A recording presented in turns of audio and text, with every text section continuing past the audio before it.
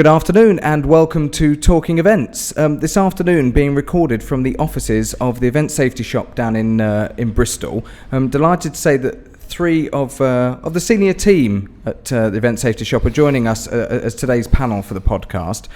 First of all, we welcome Mike Richmond. Mike, good afternoon. Good afternoon. Simon James, welcome to the podcast. Good afternoon. And Tim Roberts, welcome to Talking Events. Hello all.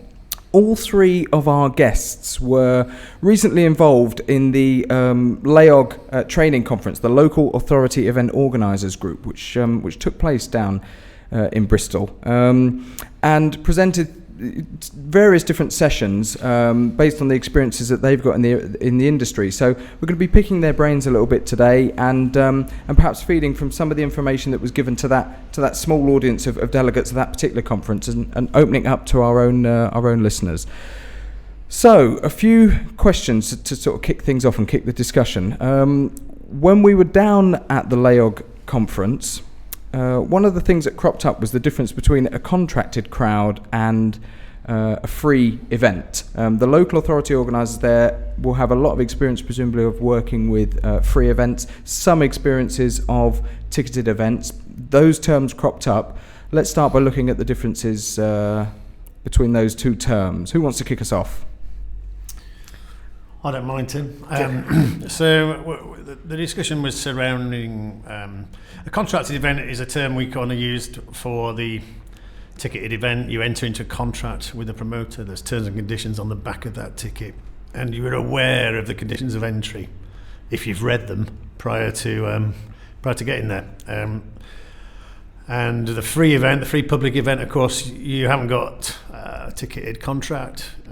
You're probably not paying anything because it's free, and therefore you're a little more flexible and you probably don't get any conditions of entry either as you attend. So you end up with a completely different set of circumstances. That was the initial conversation. And how do those circumstances affect it? So from a safety point of view, what is the difference in dealing with a contracted audience and a free event? To my mind, the biggest single difference is numbers attending, and with any kind of advance situation, whether it's a formal ticket purchase and entry of a contract, or simply giving out freebies, as it were, you have an idea of who's coming. Whereas one of the biggest risks arising from open access events is you don't know who's going to be there. You don't know what the arrival time is. You don't know what the profile is likely to be of those attending, or it's more difficult to judge. So that brings with it a whole series of safety risks that the organiser needs to be very aware of and plan for in advance. Those same risks may arise with a ticketed audience, but at least the issue of, if I've got room for 200 in my cinema and I sell 200 tickets, then the 201st person is told they can't come in. And the physical constraints of the building mean that you don't worry about the issues of overpopulation. Whereas with an open park event or an open access event where you don't have those controls, the potential for overpopulation is always there. And if the organiser's done their job well and publicised the event well, and there's a public appetite, then you're balancing the safety and the safe capacity of your event, your access routes, your in, your out, and so on. So it's not so much the contract that makes the difference, I think, to public behaviour as knowing about the numbers more accurately.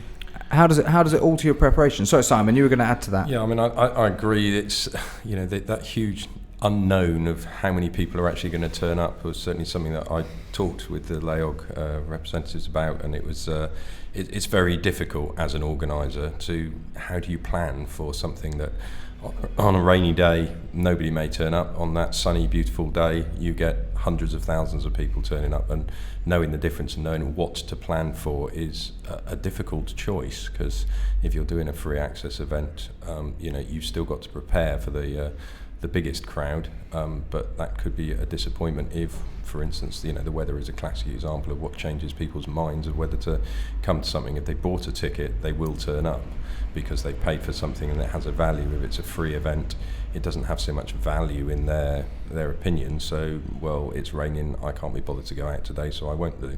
And the organiser's still standing there with all those toilets ready and all those security guards ready.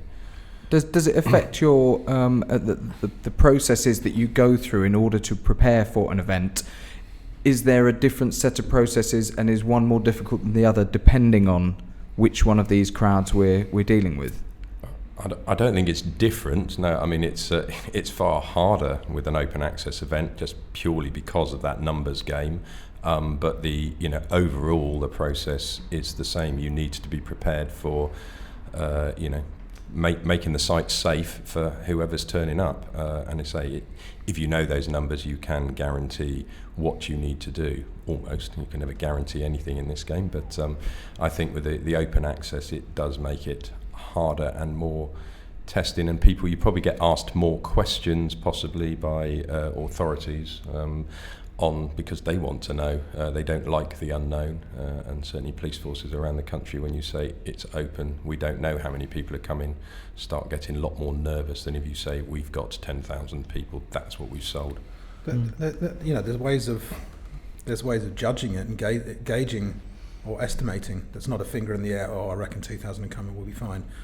An organizer, it's incumbent on them to take reasonable steps to try and establish what the risks are arising at their event, and if there is a risk from over attendance, then okay, what other free events have happened in that space? What other organisers have been in there? What's the history in this particular locale or this particular town for people attending free events?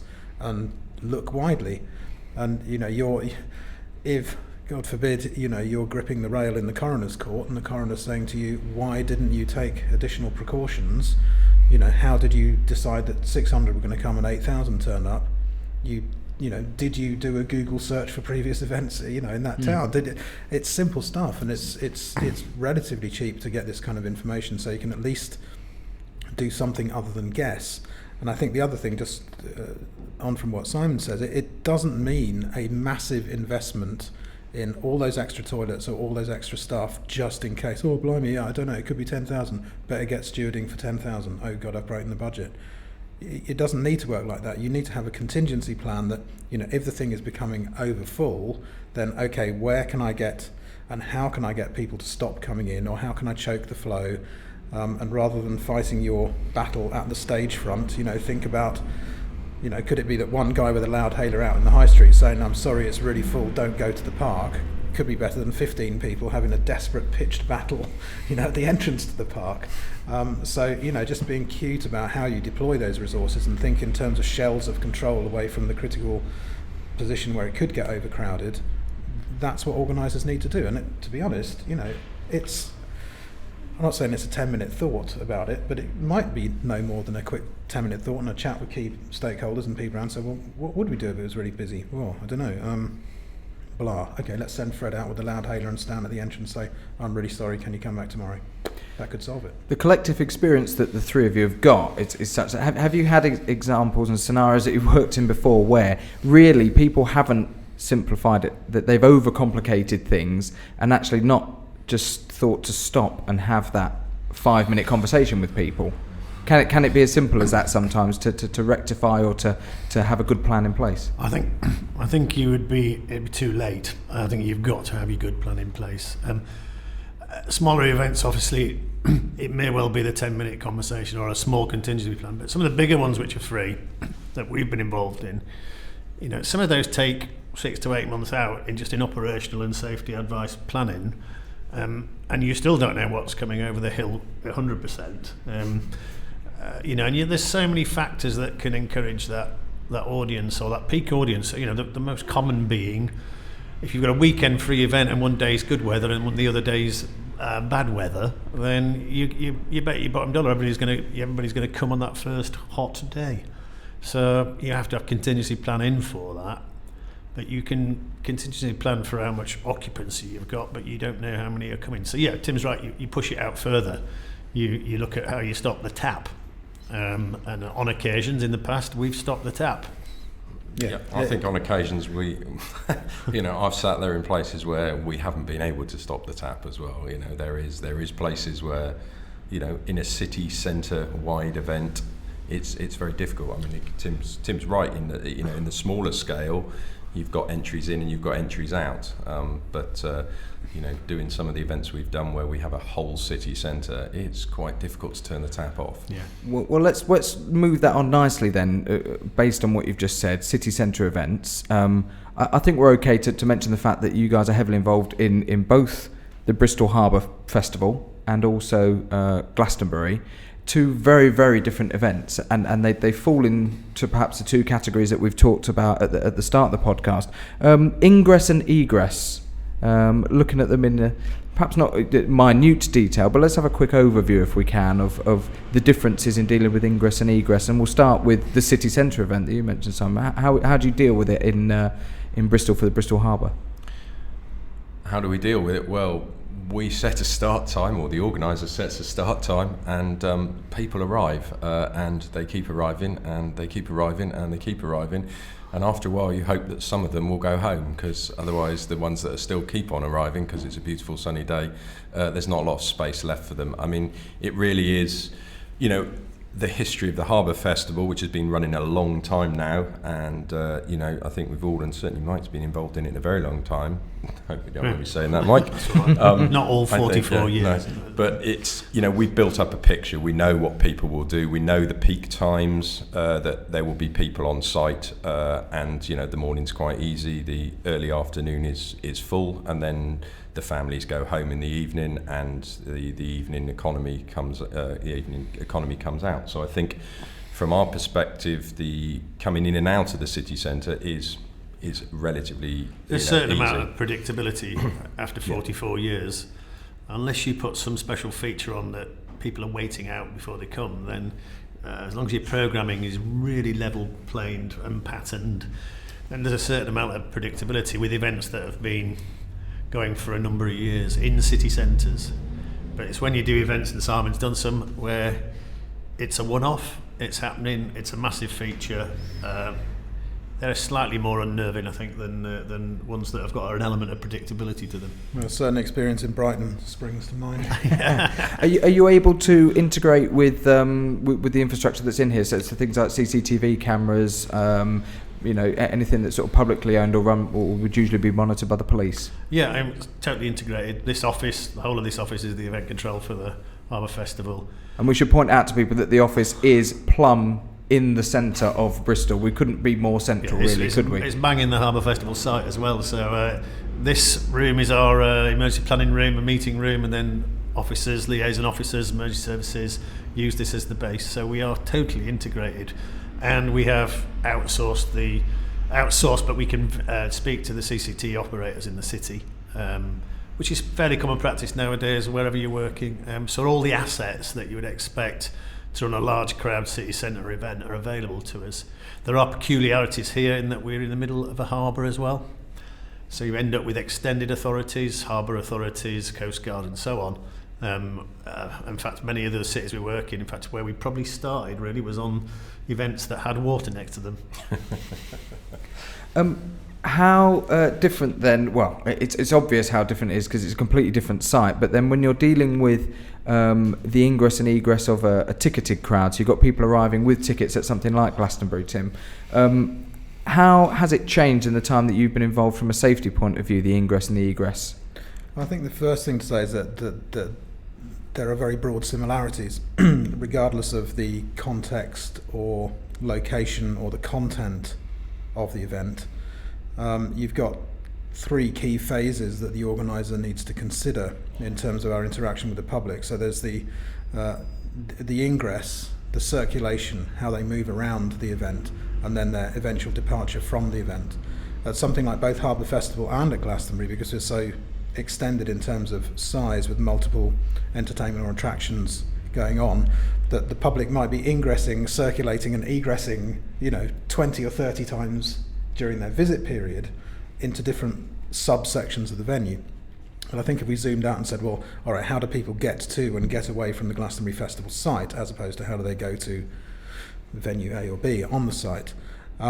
We are fortunate, I think, as the Harbour Festival is, to have the experience of decades of seeing what goes on and understanding the audience appetite and expectation. It used to be, maybe we went back 15 or 20 years at Glastonbury, that Friday afternoon, Friday evening, you would await the waves of arrival, pretty much timed as the length of the car journey from Bristol, length of the car journey from London. You'd get waves of folks arriving once they kind of leave their early Friday, get away from work. They'll stop at lunchtime and then drive down to the festival.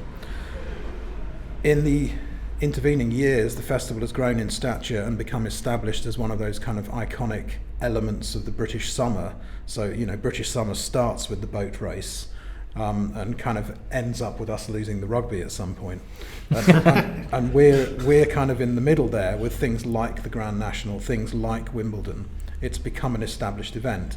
So radically different from sort of 25, 30 years ago or whatever, when the convoy were coming and it was kind of a big outlaw thing that almost lived and breathed outside of what you might call mainstream culture. It is now, like it or loathe it, part of mainstream culture. So people, the audience aspiration is, a lot of them will take a week off work. Yeah, they will come as soon as they possibly can. So arriving late night on Tuesday into car parks that we open early so that we can get them off the highway and get them in. And they will be in the festival waiting at the gates at sort of 0600. They're in on Wednesday and they leave on Monday. They set aside Tuesday for hangover and washing, back to work on Wednesday. So they take a week of their holiday to come to do what they had previously done just over the weekend. So that's all great. It's good for us. It's very good for our traders. We get a much more, we get more spend on site. We're able to sell them more burgers, beer, and whatever it is they want. But in terms of the crowd arrival and the impact they have on the road transport network, on public transport and integrated ticket and bus packages that we're seeking to promote, yes, it's finely developed and finely tuned. We know, how many folks to expect, in which gate, at what time. The volumetrics are very, well established because we've got a long history of dealing with it. There's a bus just leaving for absolutely early ticket purchases now. For Glastonbury, yeah. So I think we're lucky in that we can see from history, what happens, and with the departure profile, similarly, we kind of know what's going to happen. If we take another event, completely different thing. Simon and I worked on shows on the beach in downtown Abu Dhabi, and looking at the arrival what time do people turn up? What do they expect to do? So you might have an experience Tuesday, Wednesday, Thursday of what the arrival profile is going to be like to come and see stuff. Then Friday, which is their holiday, it's effectively their Sunday. Friday, lots of people will go home for Friday prayers, and then you get this massive influx of folks just for cultural and geographic and spatial reasons that they arrive in a certain way. And we found that when we started doing repeat gigs in the same place, you would have this very predictable arrival profile, regardless of the act, regardless of the entertainment. I mean, I think the one difference, say, Tim, at Glastonbury, you have set gates and people are forced or are channeled towards those gates, whether they come in the way. The open access events, the issue you've got is that you don't know where people are going to come from in the city centre. Are they all going to come from the south of the river? Are they all going to come from the north of the river, the east or the west? Which direction they're going to come? And so being able to predict that, they're all coming into one place, as they are at Glastonbury, and obviously in any ticketed event that they're coming to.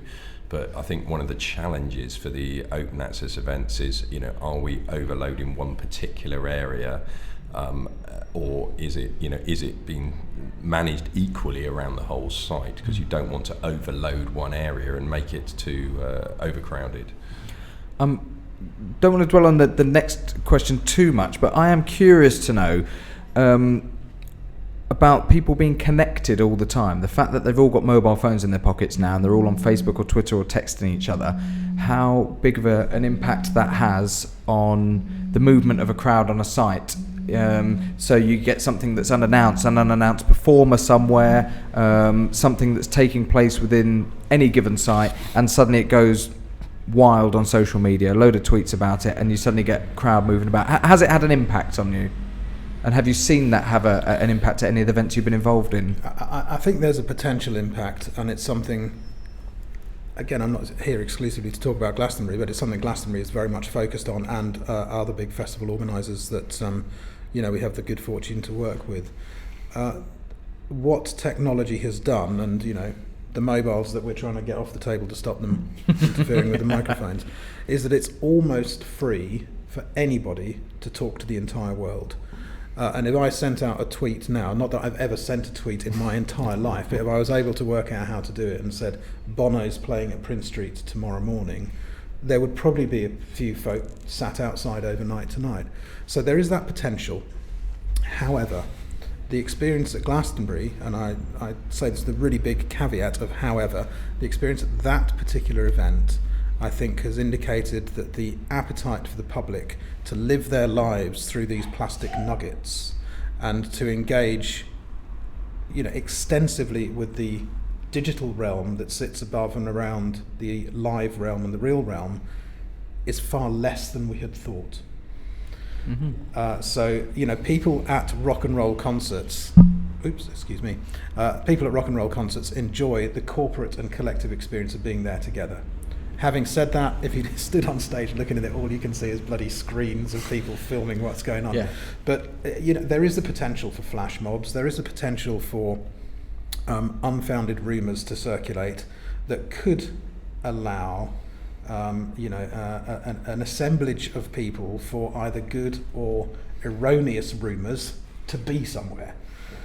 Yes, it could happen, but we haven't found that as being a problem yet. But I think it is potentially. I don't think I have either. I mean, it's been I tend to do much more as city centre events. And sure. Again, there isn't anything that I've seen in my experience so far that's made us believe that it's that it's been driven by social media in any particular thing, any particular way. Yeah. The only possible exception is when you've only got one element of entertainment offer. Mm-hmm. And social media then takes a life of its own. It's not about whether there is a band playing somewhere or not. Or it's about, the classic example is the Bristol International Balloon Fiesta. Are the balloons flying? The power is back with us, the organiser, in that respect. Because if we don't know the balloons are flying, because the weather's, let's call it, the weather could allow it or not allow it, depending on how the weather goes in the next hour. We use it as a massive tool to inform incoming audience. Yeah. Right. So you reverse it. It actually works in your favour in that respect, because if you've got a traffic system that's got perhaps 9,000 to 10,000 cars in it, and you can let them know that we're not flying. I think Mike's point is absolutely crucial. That what social media does enable is the planned organisation to be able to make very quick mass communications with people in a way that would be unavailable under circumstances maybe 10 years ago, unless of course everyone's walking around with a FM radio that they had tuned into. But the other thing that we find is that not so much that the rumour that Daft Punk are going to play, which is a perpetual rumour at Glastonbury, that Daft Punk are going to be on such and such a stage and there's 200 people there, and even as the lampies are bringing the last bit of truss out the roof, they're all stood there still waiting for the band to come on. What we found is that it's a useful way to find out what people are talking about.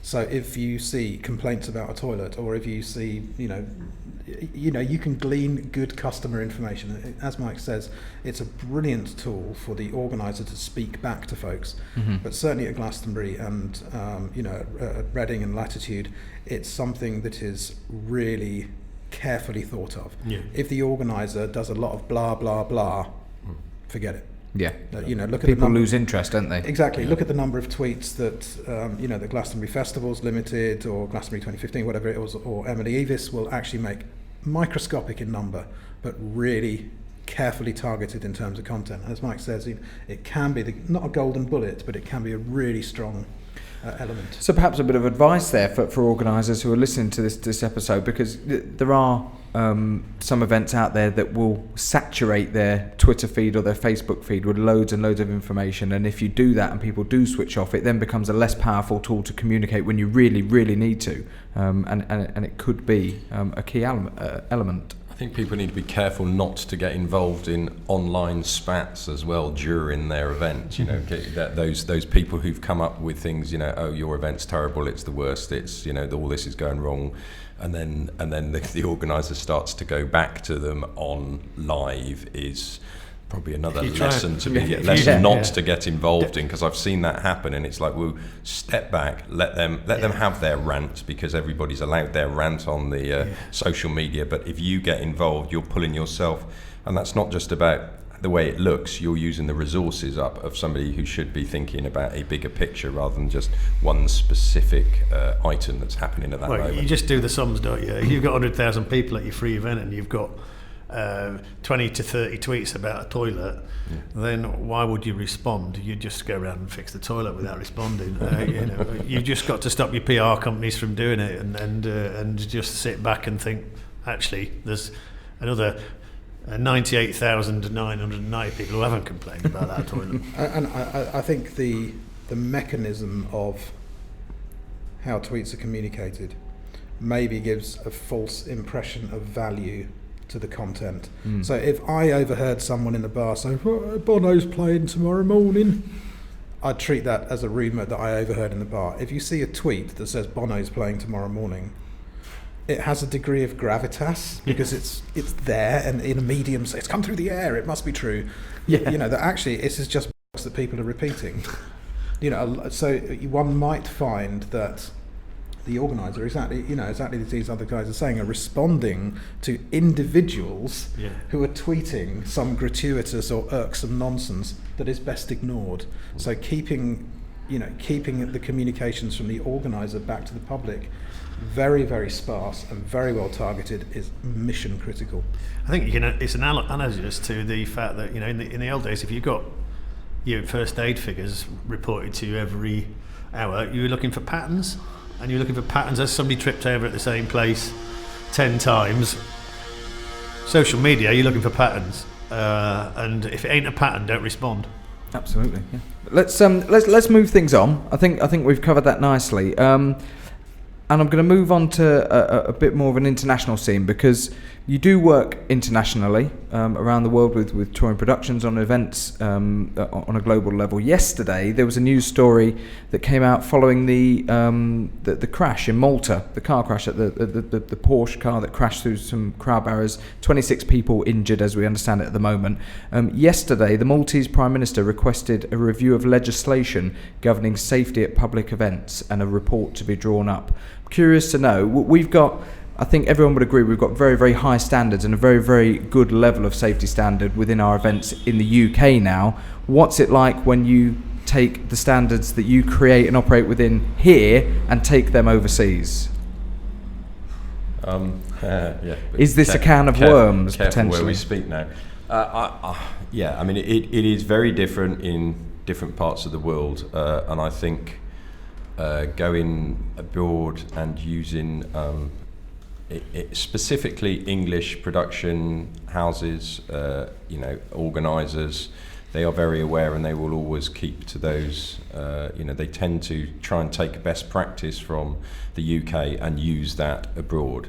There are countries in this world that we are slightly amazed at sometimes, that we can't quite believe that they operate in the manner that they do from a safety perspective. And other places you would perceive that would be how they would deal with it. But certainly, I think, without naming countries, because I don't really want to, because we have clients in various countries that I'd rather not pick up on, but there are some surprising missing bits from a safety perspective in how people manage, look after public safety for countries that you would be amazed at. I think you could say that there's some that every year we mitigate the risk, and there are some that insure the risk. Right. There's a big difference in those. Are you proud of scenarios where you've actually been able to implement and see positive changes overseas as a result of the work that you've done with events that you've been involved in? Yes. Yes. Yeah. Yeah. I mean, I don't think any of us would wish to take credit personally for that, but the activity of the event in the country, the cultural impact is demonstrable in a number of places. I'm going back to the previous question about the difference and the difficulties of living or working in places where there are very variable approaches both to legislation and the enforcement of good practice. Kind of exemplified by one particular client we have, which is the British Council. And the British Council operate in 115 countries around the world, and they are required, as part of their general charter, to put on events and cultural activities in those locations where there may be an absolute absence of legislative enforcement to do the right thing. But the British Council take an excellent model, which is we would aspire to do and offer the same degree of protection as we can in the UK. We would seek to, as part of our sort of ambassadorial role, to go out to the world and say, this is what the Brits do, to set good practice and demonstrate that it's not a stranglehold in events to do them safely. And to be, culturally cute, to not kind of point the finger and snigger up your sleeve and go, cool, look, they've all turned up in flip-flops. Wouldn't get that in Britain. But to work with those guys who are turning up in flip-flops and try and sort out the reasons behind it, try and, empower and enable the people in those countries to, work to a higher standard. I think looking at the other end of the scale of things, we're very lucky to work with clients who, in some instances are very well capitalized, taking big projects around the world, and who are able to take a high level of safety with them and not enforce that locally, but require it locally as they go around. And if you look at an organisation like, for example, the Event Safety Alliance out of the USA, who a very recently emerging organisation that we've had a lot of dealings with, they are looking for a genuinely global standard. We are never going to get the government of Vietnam to pass the same legislation as the government of Angola. It's just never going to happen. It's pointless. But a tour or an entity or a group of production technicians or folk, us who are working internationally, we may go to Vietnam, we may go to Angola or Amsterdam or wherever it is, and we should take with us that set of kind of moral, cultural, economic and technical values that means we do the right thing regardless of where we are. It's genuinely an international business, the events business, and we're perfectly positioned, better than the politicians, to start setting global standards. And that's the sort of the torch that the ESA and in the UK the PSA are torchbearers for both those things. I might be just far too assumptive here, but when you are specifying your levels and your standards that you wish to work to with events, does their budget or lack of play a part in being able to meet the standards that you wish to set? We don't set any standards at all. Okay. The standards are set by either by the law of the land or what our client wishes to do. We advise our clients on what we believe to be appropriate, systematic, economically viable ways of doing it safely. So we don't come in with a standard, so you do it the test way, you need to add a zero to that budget, mate, otherwise we're out the door. To be honest, the worst thing we could possibly do to a client is just to walk away and say, sorry, that's, you're not listening to our advice, we're going. And I think in the history of the company that may have happened once or possibly twice. So we don't set a standard. The standard should be and is set by cultural norms and legislative process. We seek to help people comply with that. Guys, we're going to wrap up this episode. Thanks for being on the show today. We appreciate your input. Anybody who's listened to today's episode of the podcast, if you've got any follow-up questions, any thoughts, tweet us at Talkin' Events. You'll be able to listen to the podcast via iTunes, via the Event Industry News website, and you will be able to watch a video recording of this podcast via the Event Industry News YouTube channel. For now, it leaves me to thank Mike Richmond. Thanks for joining us. Thank you. Simon James. Thank you. Tim Roberts. And you've been listening to Talking Events.